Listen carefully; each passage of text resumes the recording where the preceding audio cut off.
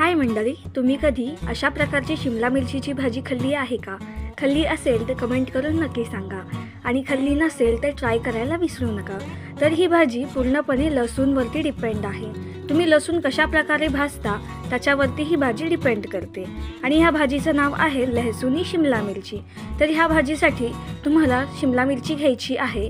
ती चांगली धुवून पुसून त्याच्या आतल्या बिया काढून त्याला अशा जुलियन्समध्ये म्हणजेच लांब पातळ अशा कापून घ्यायच्या आहेत. त्यानंतर खूप सारा लसूण घ्यायचा आहे, त्याला ठेचून घ्यायचं आहे. एका कढईमध्ये थोडंसं तेल आणि बटर घालून मंद आचेवरती ही लसूण भाजून घ्यायची आहे आणि ही लसूण मंद आचेवरतीच भाजायची आहे. जास्त फास्टवरती भाजली तर ही करपू शकते. त्यानंतर ह्याच्यामध्ये थोडंसं मीठ आणि घाटी मसाला घालायचा आहे. घाटी मसाला नसेल तर तुम्ही लाल तिखटही घालू शकता.